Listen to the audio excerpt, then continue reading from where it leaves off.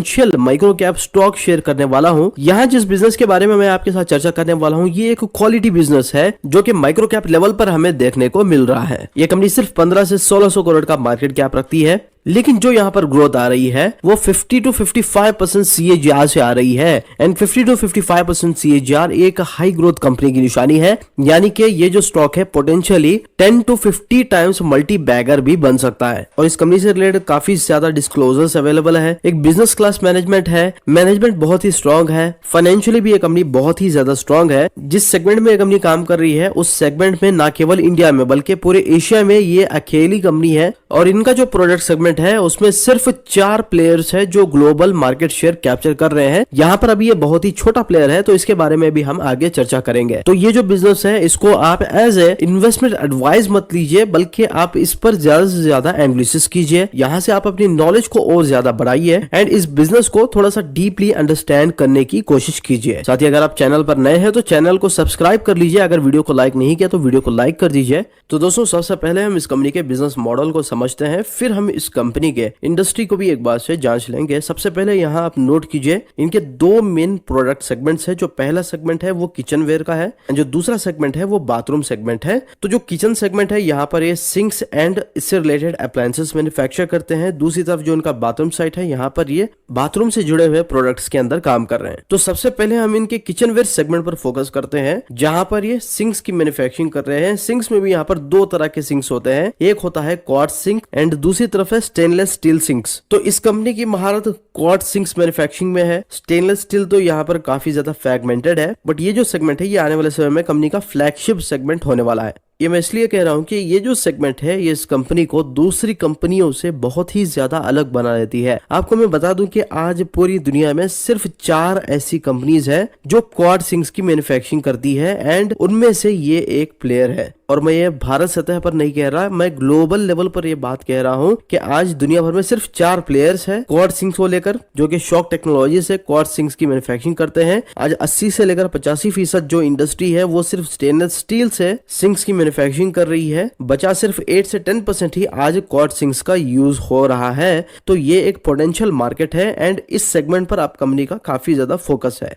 साथ में पूरे एशिया में ये पहली कंपनी है जो कि जर्मन शॉक टेक्नोलॉजी से सिंक्स मैन्युफैक्चर करती है। और एशिया में सिर्फ कुछ गिने चुने कंपनीज है जो आज क्वाड सिंक्स की मैन्युफैक्चरिंग कर रहे हैं, तो उनमें से ये एक कंपनी है। एंड जिस तरह के ग्लोबल स्टैंडर्ड्स चाहिए, जिस तरह की क्वालिटी चाहिए, जिस तरह की ड्यूरेबिलिटी चाहिए, उन सभी को मद्देनजर रखते हुए ये कंपनी काम कर रही है। और आज क्वाड सिंक्स की इस कंपनी के पास 10 लाख से ज्यादा यूनिट्स मैन्युफैक्चरिंग की कैपेसिटी है। 4 प्लांट्स है जिनके थ्रू ये सारी मैन्युफैक्चरिंग की जाती है। 150 से ज्यादा कंपनी के पास मॉडल्स है। 2800 से ज्यादा कंपनी के ब्रांड आउटलेट्स अवेलेबल है। एंड ये जो क्वाड सेगमेंट है ये एक हाई ग्रोथ सेगमेंट है। यहाँ हम चार्ट्स में नोट कर सकते हैं 2010 में 2,20,000 की कैपेसिटी थी, जो आज बढ़कर 10 लाख तक पहुंच गई है। एडिशनली कंपनी ने 1,60,000 यूनिट्स की कैपेसिटी का एक्सपेंशन भी किया है, जो कि जून 2022 में कंप्लीट हो चुका है। दूसरी तरफ इनका जो सिंक सेगमेंट है यहाँ पर ये क्वाड्रो डिजाइनर सिंक्स पर काफी ज्यादा फोकस कर रहे हैं, जो कि एक प्रीमियम कैटेगरी को कैटर करता है। यहाँ पर ये सुपीरियर क्वालिटी डिजाइन फिनिशिंग के सिंक्स मैन्युफैक्चर करते हैं।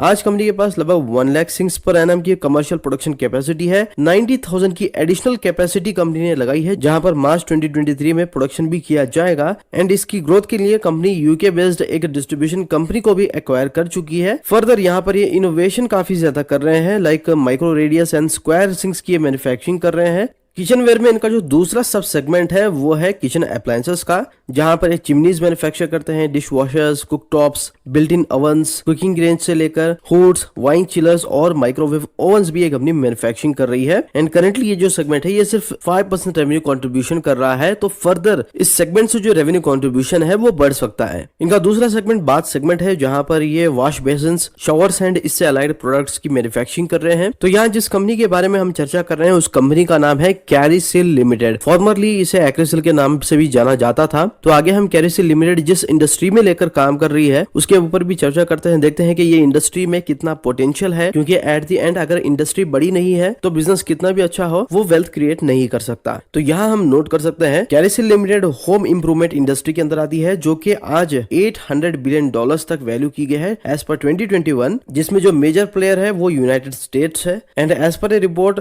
जो global home improvement market market है वो 2028 तक $1 ट्रिलियन तक पहुंच जाएगी with a growth rate of 4.6% CAGR। तो जो मार्केट है वो एक्चुअली में बहुत बड़ी मार्केट है। इसके अंदर जो सब सेगमेंट है वो किचन एंड सिंक्स का आता है एंड ये जो मार्केट है आज ये $3 बिलियन की इंडस्ट्री है एज पर 2021। जो 2021 का डाटा है उसके हिसाब से ये मार्केट लगभग 24,500 करोड़ की है, जो कि 2027 तक 5.9% CAGR से बढ़ेगी एंड अप टू $4.2 बिलियन तक ये इंडस्ट्री पहुंच जाएगी। तो ये भी जो इंडस्ट्री है ये भी एक बड़ी इंडस्ट्री है। और जिस तरह के क्वाड सिंक्स पर आज कैरिसिल लिमिटेड फोकस कर रही है, उनका सबसे ज्यादा पोटेंशियल यूज आज अमेरिका में हो रहा है, जर्मनी, यूके, यानी कि all over the north America and Europe में इनकी जो पॉपुलैरिटी है वो बढ़ते जा रही है। एंड अगर आप कैरिसिल के रेवेन्यूज को देखिएगा तो इनका 78% जो रेवेन्यू कंट्रीब्यूशन है वो आज एक्सपोर्ट से आ रहा है, जहां पर नॉर्थ अमेरिका एंड यूरोप दोनों से हमें कंट्रीब्यूशन देखने को मिल रहा है। दूसरी तरफ इंडिया से जो रेवेन्यू है वो 22% के आसपास है। ओवरऑल पास्ट ईयर्स में इनका जो रेवेन्यू है वो बढ़ा है, लगभग 5% से बढ़कर ये 22% तक पहुंच गया है पिछले 10 सालों में।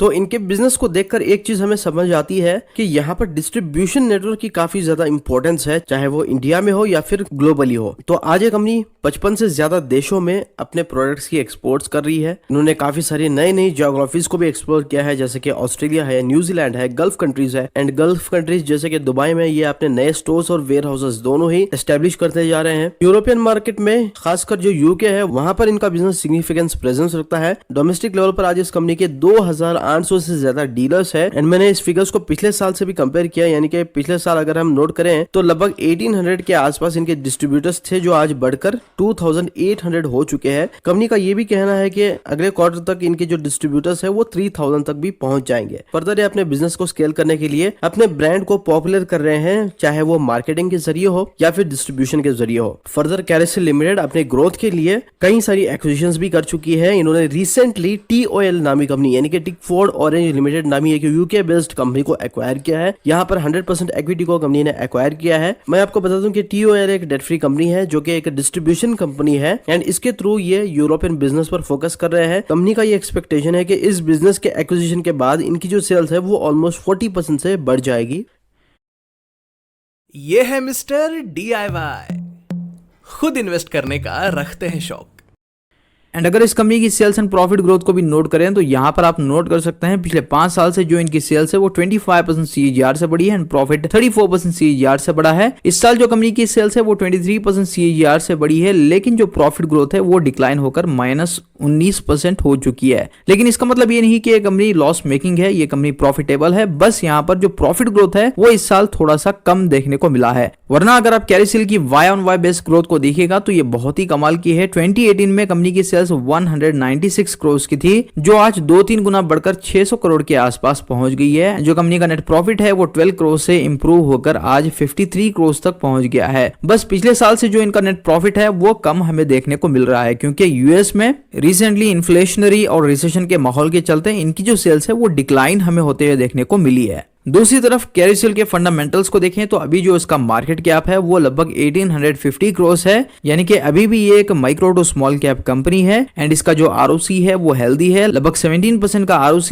है एंड लगभग 18% का ROE है। और इस कंपनी का जो डेट टू इक्विटी है वो 0.74 है, यानी कि अभी भी जो डेट टू इक्विटी है वो 1 के नीचे है। तो डेट को लेकर फेलियर के चांसेस यहाँ पर अभी कम है। अगर इसके वैल्यूएशन एनालिसिस करें तो इसका जो करंट प्राइस टू अर्निंग है वो 35 टाइम्स है, जो कि इंडस्ट्री के आसपास ही हमें देखने को मिलता है। एंड वैल्यूएशन वाइज देखा जाए तो ये स्टॉक अभी भी फेयर वैल्यूएशंस पर ट्रेड कर रहा है। इसका जो पेग रेशियो है वो अभी भी 1.5 के नीचे है। लेकिन दोस्तों इसका जो मीडियन पी है वो 21 टाइम्स है एंड अभी ये अपने मीडियन पी से ऊपर ट्रेड कर रहा है। इस कंपनी से जुड़े क्या ग्रोथ ट्रिगर्स है उसे भी एक बार से मैं आपको बता देता हूँ। सबसे पहला यहाँ पर जो ग्रोथ का फैक्टर है वो है rising demands for quad sink, यानी कि जो प्रोडक्ट सेगमेंट में कंपनी काम कर रही है उसकी डिमांड लगातार बढ़ते जा रही है as compare to a traditional stainless steel sink, क्योंकि जो क्वाड सिंक्स होते हैं वो काफी ज्यादा अट्रैक्टिव नजर आते हैं ड्यू टू देयर डिजाइन, जिसके चलते जो अडेप्टिवनेस है वो इस तरफ काफी ज्यादा बढ़ रही है। प्लस ये जो बिजनेस है ये एक हाई मार्जिन बिजनेस है, यानी कि अगर हम इनके दूसरे बिजनेस सेगमेंट से कंपेयर करें क्वाड सिंक सेगमेंट से, तो क्वाड सिंक का जो मार्जिन है वो काफी ज्यादा है एंड जो ग्रोथ है वो भी विजिबल है। लगभग 55% CAGR से पिछले 5 साल में ये कंपनी ग्रो कर रही है। एज पर 2021 जो किचन एंड सिंक मार्केट है वो ऑलमोस्ट 24,500 करोड़ की एक मार्केट है और कैरिसिल लिमिटेड के पास आज ग्लोबली 1.5% मार्केट शेयर है एंड कंपनी का डिस्ट्रीब्यूशन नेटवर्क भी बहुत अच्छा है, चाहे हम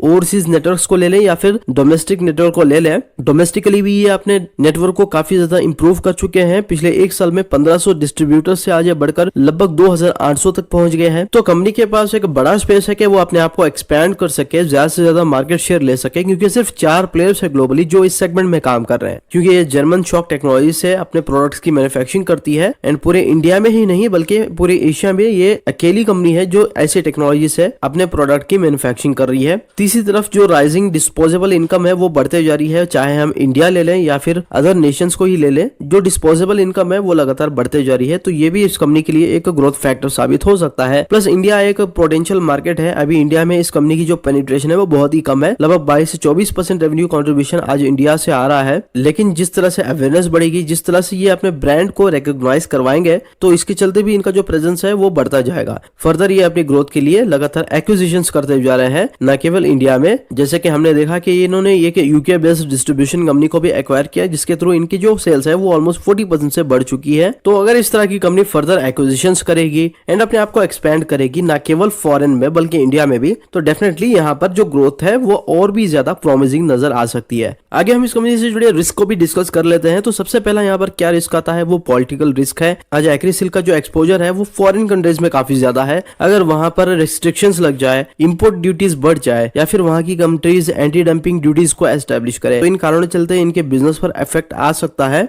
दूसरी तरफ ये जो बिजनेस है ये जीडीपी से लिंक्ड है, चाहे हम ग्लोबल जीडीपी को ले लें या फिर इंडियन जीडीपी को ले लें। देखिए, जब आदमी के पास खर्च करने के लिए ज्यादा पैसा होगा तब वो इन सब कंज्यूमर ड्यूरेबल्स पर खर्चा करेगा, वरना अगर करंट सिचुएशन जैसे कि इन्फ्लेशन हमें अगर देखने को मिले या फिर जिस तरह से इंटरेस्ट रेट्स हाइक हो रहे हैं, तो इन सब के चलते जो पब्लिक है वो अपनी स्पेंडिंग को काफी ज्यादा कम कर देती है, जिसके थ्रू इनके बिजनेस पर एक डायरेक्ट इफेक्ट पड़ सकता है। दूसरी तरफ यहाँ पर कॉम्पिटिशन रिस्क भी है। एंट्री बैरियर्स बहुत ज्यादा नहीं है। कोई भी कंपनी अगर अच्छा खासा R&D कर लेती है तो वो भी इस सेगमेंट में अपने आप को एस्टेब्लिश कर सकती है। फोर्थ इंपॉर्टेंट रिस्क यहाँ पर सप्लाई चेन रिस्क को लेकर है। जो फ्राइट कॉस्ट है उसको लेकर एक रिस्क है। अगर रॉ मटेरियल्स की प्राइसेस बढ़ जाती हैं, फ्राइट कॉस्ट बढ़ जाती है, क्योंकि आज कंपनी का मेजर रेवेन्यू एक्सपोर्ट करके तो आ रहा है, तो इनके मार्जिन पर भी इम्पैक्ट होगा। यहाँ पर एक फाइनेंशियल रिस्क भी है। ऑल्दो कंपनी प्रॉफिटेबल है बट जो डेट टू इक्विटी है वो 0.6 से ज्यादा है, तो कंपनी फर्दर डेट को लेते जाती है। डेट टू इक्विटी अगर 1 के ऊपर चला जाता है तो ये भी एक पोटेंशियल रिस्क हो सकता है, जिसके चलते हमें इस बिजनेस को अवॉइड करना भी पड़ सकता है। इन्वेस्टमेंट के लिए स्टॉक एमसी एसेंशियल्स के हिसाब से 81% पास है अपने फंडामेंटल्स एंड टेक्निकल्स में। एंड शेयर होल्डिंग पैटर्न को भी देखें तो अभी भी जो यहाँ पर मेजॉरिटी होल्डिंग्स है वो प्रोमोटर्स की है, जो कि 43.84% है। यहाँ पर हमें एफआईएस का स्टेक देखने को मिलता है जो कि 0.34% है। डीआईएस का भी यहाँ पर हमें स्टेक देखने को मिलता है जो कि 6.71% है। एंड जो बचा स्टेक है वो पब्लिक के पास है जो कि 49.11% है। एंड इस कंपनी से जुड़ी अच्छी बात यह है कि यहाँ पर जो प्रोमोटर्स के शेयर्स हैं उन्हें प्लेड्ज भी नहीं रखा गया है।